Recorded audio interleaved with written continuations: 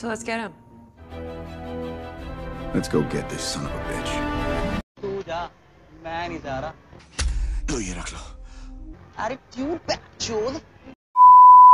And ignorant niggas just tryna miss what I said.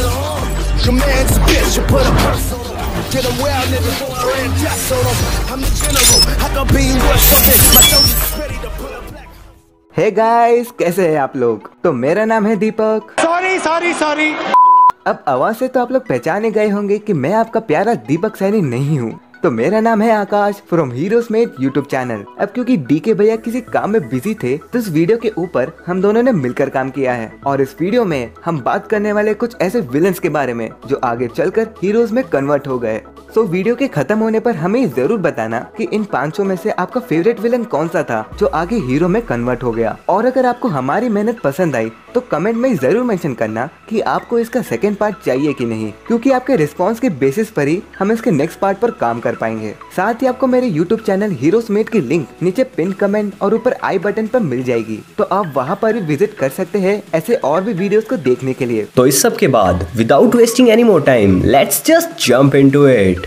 तो अपने सबसे पहले कैरेक्टर की बात करें तो आते हैं हमारे दिलों के राजा डेडपूल पर। अब डेडपूल के बारे में तो हम सब जानते ही हैं कि किस तरह मार्वल वालों ने डीसी के डेथस्ट्रोक को कॉपी कर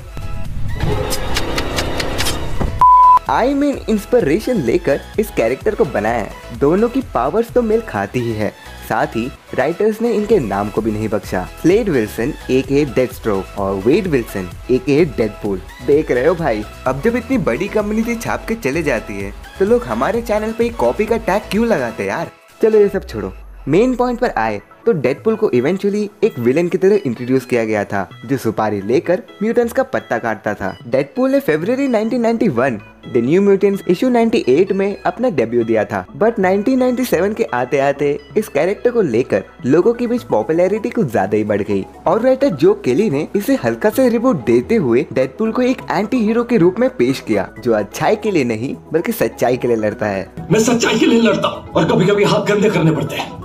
डेडपूल के पास बहुत ही तगड़ा वाला रीजनरेटिव हीलिंग फैक्टर है, लेकिन कॉमिक्स के मुकाबले इस हीलिंग फैक्टर को थोड़ा स्लो दिखाया गया है, क्योंकि आपने मूवी में देखा ही होगा कि जब डेडपूल खुद ही अपने हाथ का बलिदान देते हैं तो सुबह से रात हो जाती है, मगर उनका हाथ एक बच्चे के साइज के जितना ही ग्रो कर पाता है। कॉमिक्स की बात करें तो थैनोस के आशीर्वाद से इनके पास इमॉर्टैलिटी भी है, लेकिन इन सब के अलावा ये जनाब एक एक्सपर्ट असासिन भी है जो अपने साथ गोला बारूद के अलावा कटाना रखना भी पसंद करते हैं। कॉमिक्स के दौरान डेडपूल ने काफी सारी टीम्स को ज्वाइन किया था, जैसे कि X Men, Avengers, Shield, X Force, Defenders, Thunderbolts और भी बहुत सारे। लेकिन फिर भी पास्ट तो पास्ट होता है, बताना हमारा फर्ज बनता है। तो अपने अगले कैरेक्टर की बात करें तो आते हैं वेनम। तो ये तो हम जानते ही हैं कि वेनम स्पाइडरमैन के सबसे पॉपुलर विलेंस में से एक है और हाल ही में इस कैरेक्टर को लेकर एक मूवी भी आई थी जिसमें टॉम हार्डी सर ने एडी ब्रॉक का रोल प्ले किया था और कसम से इन्होंने अपनी एक्टिंग के बल पे इस मूवी में आग लगा दी। लेकिन मजे की बात तो ये है कि वेनम का ओरिजिनल आइडिया स्टैन ली को कभी आया ही नहीं था। ये आइडिया तो एक मार्वल फैन को आया था जिसका नाम रैंडी शेलर था। अब प्रोनाउंसिएशन थोड़ा समझ लेना। इन्होंने वेनम को स्पाइडी के लिए एक स्टेल्थ सूट का आइडिया देते हुए मार्वल वालों को भेजा था, लेकिन तकदीर ने स्टेल्थ सूट को one of the coolest characters में से एक बना दिया। अगर ये कैरेक्टर आपका भी फेवरेट है तो कमेंट जरूर करना। अब देखो, बात ये है कि वेनम एक सिम्बायोट है और उसका नेचर उसके होस्ट पे डिपेंड करता है। इसे ऐसे समझो कि वेनम एक एम्पलीफायर है जो आपकी स्ट्रेंथ और इमोशंस को इतना ज्यादा ट्रिगर कर देगा कि आप सोच भी नहीं सकते। अब अगर वेनम डॉक्टर ऑक्टेवियस या फिर लिजर्ड जैसे विलेंस में हो तो वो पूरा का पूरा इविल बन जाता है। वही अगर वेनम फ्लैश थॉम्पसन जैसे कैरेक्टर को अपना होस्ट बना ले तो वो एजेंट वेनम बनता है, एक प्योर हीरो। और फिलहाल तो एजेंट वेनम ही ज्यादा चर्चे में है, क्योंकि वेनम को अपने होस्ट के साथ जो सच्चा रिलेशन चाहिए था वो उसे फ्लैश में मिला और फ्लैश बैठा अपना स्पाइडरमैन का परम भक्त, तो उसी को आदर्श मानकर फ्लैश भी एजेंट वेनम बनकर हीरो बंदी करता है। क्यों? क्योंकि महाशक्ति के साथ आती है महाजिम्मेदारियां।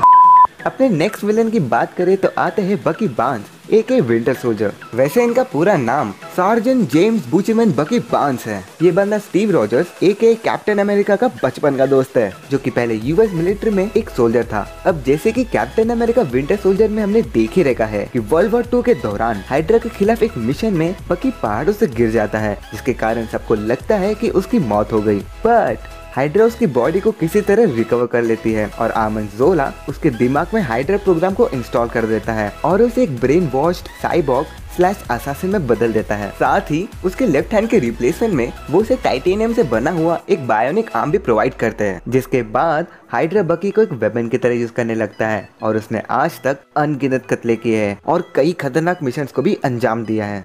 सिविल वॉर याद है ना, सारे फसाद की जड़ यही जनाब थे।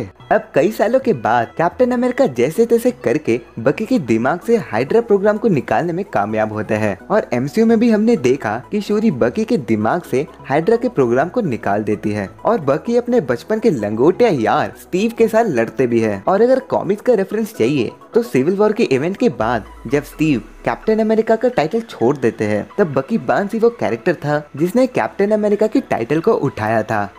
अब अपने अगले कैरेक्टर की बात करें तो आते हैं शरारतों के भगवान एसगार्ड के राजकुमार लोकी। अब लोकी को हम में से कौन नहीं जानता यार। मार्वल के फेज 1 से लेकर फेज 4 तक हमने इस कैरेक्टर को अपने आंखों के सामने डेवलप होते हुए देखा है। लोकी की इविल होने का यही कारण है कि लोग उसे हमेशा थॉर से कंपेयर करते आए हैं। क्यों? क्योंकि वो सौतेला है। लोकी को बस वो इक्वालिटी का रियलाइजेशन चाहिए था जो उसे थॉर द डार्क वर्ल्ड से लेकर थॉर द रैग्नारोक में मिला, बट फिर इन्फिनिटी वॉर में थानोस दादा ने उनकी कहानी खत्म कर दी। बट मूवीज में हमने इसे कई बार थॉर की मदद करते हुए देख रखा है। जेन फॉस्टर को डार्क वेब से बचाने के लिए ऑलमोस्ट अपने आप को सैक्रिफाइस कर देना, हेला के खिलाफ थॉर का साथ देना, और उस अल्टीमेट सैक्रिफाइस को हम कैसे भूल सकते हैं। कसम से ये देख के हालत खराब हो गई थी। लगा था कि मार्वल वाले अभी इस कैरेक्टर के साथ और खेलेंगे, बट नहीं। फिलहाल तो लोकी की वेब सीरीज में हमें फिर से उसका विलेनियस वर्जन दिखने वाला है, या फिर जब तक आप ये वीडियो देख रहे हैं तब तक वो आ भी चुका होगा। खैर कॉमिक्स की बात करें तो इसमें भी ये जनाब कई बार हीरो बन चुके हैं। जैसे कि एक बार तो ये म्योनिर के लिए ही वर्दी हो गया था। अब म्योनिर के लिए वर्दी होने का मतलब समझ रहे हो कि इस कैरेक्टर में कितना ज्यादा पोटेंशियल है। वैसे अगर आपको इस बारे में थोड़ा विस्तार से जानना है तो डीके भैया ने इस पे ऑलरेडी एक डेडिकेटेड वीडियो बना रखी है। इस वीडियो में दीपक भैया ने लोकी के 4 हीरोइक एक्ट को बहुत ही अच्छे से समझाया है। So link is in description and I button too. अब लोकी को इतना भी अच्छा या बुरा मत समझो। ये एक ऐसा कैरेक्टर है जो अपने फायदे के लिए कुछ भी करेगा, लिटरली कुछ भी, चाहे वो सही हो या गलत। बट जैसे कि RDX भाई ने कहा है, बुराई कितनी भी बड़ी क्यों न हो, अच्छाई के सामने बहुत छोटी लगती है। तो बढ़ते अपने वीडियो के आखिरी कैरेक्टर की तरफ जो कि DC से बिलोंग करता है, जिसका नाम है जोकर। हम जानते हैं कि आप लोगों ने जोकर को इस लिस्ट में बिल्कुल भी इमेजिन नहीं किया होगा, और ये बात सही भी है क्योंकि जोकर एक प्योर इविल कैरेक्टर है जिसे सिर्फ एक ही चीज से मतलब है, और वो है बैटमैन। जोकर के साथ एक दिक्कत ये रहती है कि कॉमिक्स में हमें कभी भी उसकी एक कंप्लीट स्टोरी लाइन नहीं बताई गई है। हर कॉमिक्स में इसके तेवर कुछ अलग होते हैं, बट इससे अच्छे कर्मों की आशा तो बिल्कुल भी नहीं की जा सकती। But as you know we are Bond, James bond.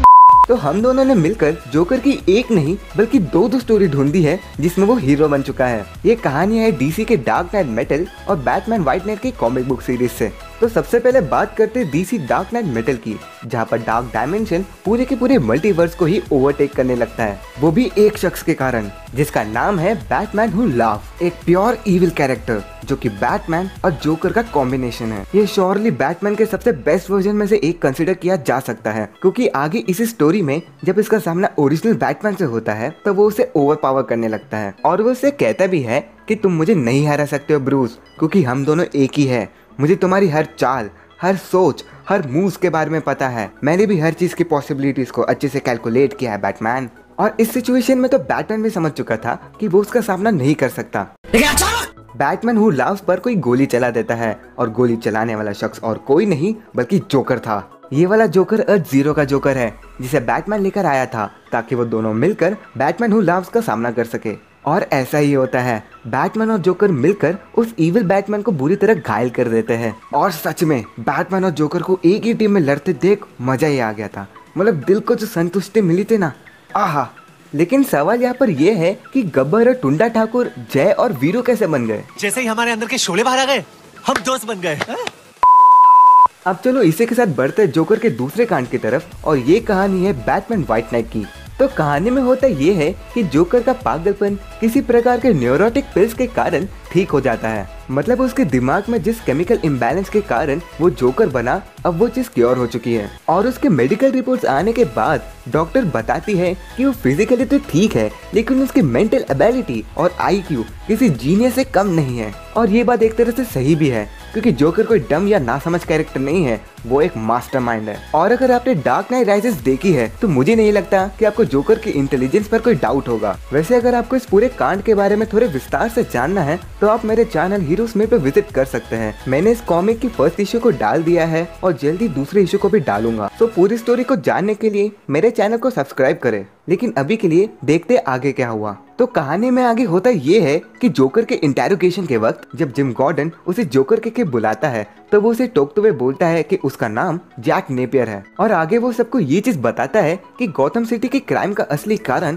Joker नहीं बल्कि बैटमैन था। अब ऐसा उसने इसलिए कहा क्योंकि सिटी में ऐसे काफी लोग थे जो बैटमैन के कारण प्रॉफिट अर्न कर रहे थे, डायरेक्टली नहीं इनडायरेक्टली। तो होता ये था कि जहाँ पर बैटमैन किसी क्राइम से लड़ता था तो उस जगह को बैट जोन का दर्जा दे दिया जाता था, जिसके कारण वहाँ की रियल इस्टेट वैल्यू गिर जाती थी। अब ये थोड़ा रियल इस्टेट और मार्केट्स की बातें हैं, तो इसे ऐसे समझो कि जहाँ पर बैट जोन बन जाता था वहाँ की जमीन कोई भी खरीदना नहीं चाहता था, जिसके कारण वहाँ की प्राइस बहुत ही कम हो जाती थी। तो होता ये था कि जब कोई एरिया बैट जोन बन जाता था तो वहाँ के कुछ अमीर कॉर्पोरेटिव्स उस एरिया को खरीद लेते थे और फिर कोलैटरल डैमेज होने के कारण उन्हें सरकार की तरफ से पैसे मिलते थे रिपेयरिंग के लिए, जिसे हम कॉम्पेंसेशन और रिबिल कॉस्ट भी बोलते हैं। और उन्हीं पैसों से ही ये शरीफ ज्यादा प्रॉफिट्स कमाते थे। और इसी चीज का फायदा उठाते हुए जोकर बैटमैन को सबके नजरों में एक क्रिमिनल बना देता है। वो सबको ये बताता है कि गौतम सिटी को साफ करने की जरूरत है, इस सिटी को GCPD या बैटमैन से कुछ बढ़कर चाहिए। इसलिए वो डिसाइड करता है